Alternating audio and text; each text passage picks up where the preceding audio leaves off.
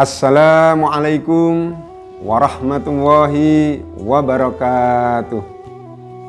Alhamdulillahirabbil alamin. Alhamdulillahilladzi hadana lihada wa ma kunna linahtadiya laula an hadana Allah. Asyhadu an la ilaha illallah wa asyhadu anna Muhammadar Rasulullah. Allahumma shalli ala sayyidina Muhammad wa ala ali Muhammad. La haula wa la quwwata illa billahil aliyil azim. Anak-anakku semua, siswa-siswi SMP 5 Kudus yang saya doakan semuanya selalu mendapat limpahan rahmat dari Allah Subhanahu wa taala, dijadikan Allah menjadi anak yang soleh, solihah, menjadi anak yang berbudi pekerti yang mulia, selalu bertakwa kepada Allah, bisa mempunyai budi pekerti yang luhur, hormat, taat, patuh kepada orang tua, selalu melaksanakan apa yang menjadi perintah Allah dan menjauhi semua larangannya. Anak-anakku semuanya, pada kesempatan kali ini Bapak akan menyampaikan sebuah ayat di dalam Al-Quranul Karim, di mana kita sebagai umat Islam, Allah telah memberikan tuntunan, Allah telah memberikan panduan dalam kehidupan kita sehari-hari, di mana kalau kita mau melaksanakan tuntunan dari Allah tersebut, insya Allah hidup kita akan terbimbing, hidup kita akan terarah menuju suatu jalan yang diridhoinya. Saya akan menyampaikan satu ayat di dalam surat Al-A'raf ayat 31, di mana dalam surat tersebut Allah berfirman, A'udzu billahi minasy syaithanir rajim. Bismillahirrahmanirrahim. Ya bani Adam khudhu zinatakum inda kulli masjid wa kulu washrabu wa la tusrifu innahu la yuhibbul musrifin. Shadaqallahul azim. Arti dari ayat tersebut kurang lebihnya seperti ini, hanya Allah yang Maha tahu artinya. Wahai anak cucu Adam. Yang dimaksud dengan anak cucu Adam di sini adalah semua manusia, di mana manusia itu adalah keturunan dari Nabi Adam, termasuk kita semuanya, anak-anakku sekalian. Wahai anak cucu Adam, pakailah pakaianmu yang bagus pada setiap memasuki masjid. Makan dan minumlah, tetapi jangan berlebihan. Sungguh Allah tidak menyukai orang-orang yang berlebih-lebihan. Ada 3 hal yang disampaikan dalam ayat ini oleh Allah Subhanahu wa taala. 1, bahwa ketika kita akan memasuki masjid, yang dimaksud di sini tentunya tidak hanya masuk ke masjid saja, tetapi di dalam ayat ini ada penjelasannya bahwa yang dimaksud di sini adalah ketika kita mau melaksanakan sholat ke masjid tentunya. Tetapi sholat di sini tidak hanya di masjid, kalian sholat di musola, sholat di rumah, termasuk sholat di masjid. Allah memberikan tuntunan, pakailah pakaianmu yang bagus. Jadi ingat anak-anak, ketika kalian mau melaksanakan sholat, pakailah pakaianmu yang bagus, yang baik, yang indah, suci, menutup aurat. Diharapkan ketika kalian melaksanakan sholat, jangan asal-asalan. Pakailah pakaianmu yang sopan, yang baik. Bayangkan saja ketika kalian mau bepergian, mau menghadap ke orang-orang yang kalian ingin temui, mau ke sekolah, tentunya kalian berpakaian yang rapi, sopan. Apalagi ini akan menghadap Allah Subhanahu wa Ta'ala yang telah memberikan begitu banyak rezeki untuk kalian semuanya. Pakaian yang pantas, pakaian yang menutup aurat, pakailah untuk menghadap Allah, melaksanakan ibadah sholat, sehingga betul-betul kalian itu menghadap Allah dalam keadaan yang baik, sopan. Jangan sampai asal-asalan pakaian yang dipakai, pakaian yang tadi malam digunakan untuk tidur, kaos misalnya begitu, mau melaksanakan ibadah sholat subuh, kaos itu juga dipakai, apalagi kaosnya sudah tidak layak pakai. Mungkin baunya juga bau keringat yang apek begitu. Kalian ke masjid menggunakan pakaian yang seperti itu, dari satu hal juga tidak pantas, yang kedua juga mungkin akan mengganggu jamaah yang lain, termasuk baunya. Atau mungkin kalau kaosmu ada tulisan-tulisan yang tidak pantas, mungkin bisa mengganggu konsentrasi jamaah yang ada di belakangmu. Kaosmu di belakangnya mungkin ada tulisannya yang neko-neko begitu, wah ada tulisannya besar, lapo ngeti ya, misalnya seperti itu kan, nanti akan menjadikan orang mungkin terganggu konsentrasinya. Sekali lagi, ini anjuran dari Allah, laksanakan, insya Allah nanti kalian akan terbiasa dengan pakaian yang pantas untuk digunakan dalam suatu acara.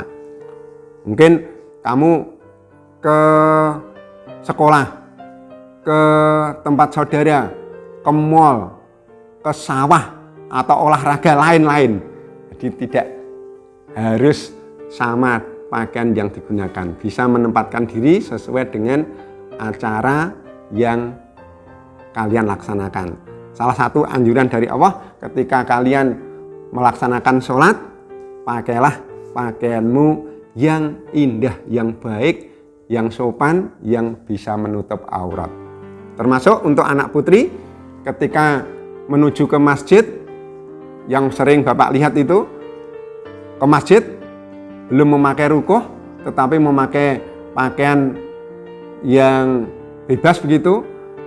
Ada saja yang berpakaian yang kelihatan auratnya, yang menunjukkan lika-liku, lekak-lekuk tubuhnya, itu juga kurang sopan. Terutama yang putri ini, yang putri ke masjid, sebelum memakai rukuh itu, gunakan pakaian yang sopan, yang bisa menutup aurat, sehingga kesopanan Anda juga sudah teruji, sudah terdidik dari kecil. Anak-anakku, yang kedua, dalam ayat ini Allah memberikan aturan pedoman tentang makan dan minum. Dalam ayat ini, sekali lagi saya bacakan, wahai anak cucu Adam, pakailah pakaianmu yang bagus pada setiap memasuki masjid, makan dan minumlah, tetapi jangan berlebihan. Sungguh Allah tidak menyukai orang yang berlebih-lebihan. Termasuk dalam hal ini, makan dan minum secukupnya. Tubuh kita tidak boleh dipaksakan untuk satu hal saja. Misalnya makan, ini pas bulan puasa ini.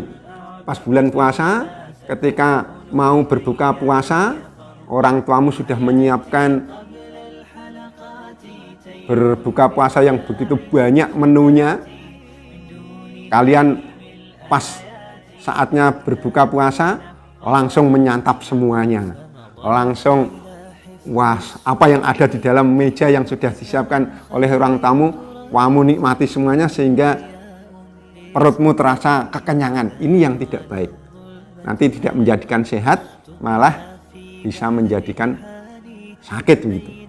Di dalam tubuh ini jangan sampai berlebihan satu hal, tetapi harus seimbang antara makan, minum, dan bernafas. Dalam satu anjuran Rasulullah itu memberikan anjuran perut kita sepertiga untuk makanan, sepertiga untuk minuman, dan sepertiga lagi untuk bernapas. Dengan keseimbangan itu, insya Allah kita akan sehat. Kita akan menjadikan tubuh kita sehat. Dengan kesehatan itu nanti kita akan bisa melaksanakan ibadah sesuai dengan yang diperintahkan oleh Allah Subhanahu wa Ta'ala. Dalam bulan puasa ini juga saya ingatkan, ketika orang tuamu sudah menyiapkan makan sahur, berbuka puasa, tolong kalian bisa menerima rezeki yang diberikan Allah itu dengan bersyukur. Ojo grundel, jangan menggerutu. Orang tuamu sudah bersusah payah untuk memasak, untuk menyiapkan sahur, berbuka. Kalian nikmati dengan bersyukur. Insya Allah dengan bersyukur itu nanti terasa nikmat sekali. Di situ mungkin ada tempe, ada tahu, sederhana, tetapi kalian bersyukur, insya Allah nanti akan terasa nikmat. Meskipun enak-enak, tetapi kamu tidak bersyukur, kalian tidak bersyukur, gundul, kasihan juga orang tua yang sudah menyiapkan dengan susah payah. Ketika rezeki dari Allah yang diberikan orang tuamu pas-pasan, sekali lagi jangan grundel. Itulah yang diberikan Allah kepada keluarga kalian. Nikmati, insya Allah nanti ada berkahnya. Dalam satu siiran yang sudah mungkin kalian mendengar seperti ini siirannya. Uripe ayem rumangsa aman, dununge rasa tandha yen iman, sabar narimo najan pas-pasan, kabeh tinakdir saka pangeran, kabeh tinakdir saking pangeran. Jadi semua itu sudah ditakdirkan Allah, termasuk rezeki yang diberikan kepada keluargamu. Nikmati, bersyukur. Insya Allah nanti Allah akan menambah rezeki itu, menjadikan keberkahan untuk kalian semuanya. Sekali lagi saya berharap apa yang menjadi tuntunan dalam Al-Quran ini laksanakan dengan baik. Al-Quran sebagai pedoman dalam hidup kita sebagai umat Islam. Baca, sekali lagi baca dan pahami artinya. Kalau di rumah ada Al-Quran yang ada artinya, baca perlahan-lahan. Kalau belum punya, tolong minta pada orang tua, matur pada orang tua, bapak ibumu, untuk bisa dibelikan Al-Quran yang ada artinya, kemudian senantiasa dibaca, artinya juga dibaca sehingga tahu apa yang terkandung di dalam Al-Quran sebagai pedoman umat Islam, sebagai pedoman dalam kehidupan sehari-hari kita, akan bisa kalian lakukan, akan bisa kita lakukan.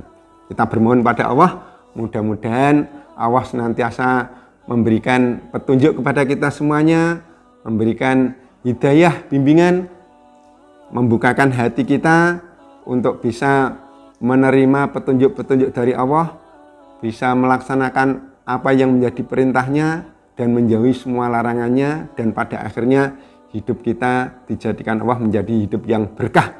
Dan apabila nanti sudah pada saatnya kita meninggalkan dunia, meninggal dalam keadaan yang husnul khotimah. Demikian yang bisa saya sampaikan. Mohon maaf apabila ada kekurangan. Assalamualaikum warahmatullahi wabarakatuh.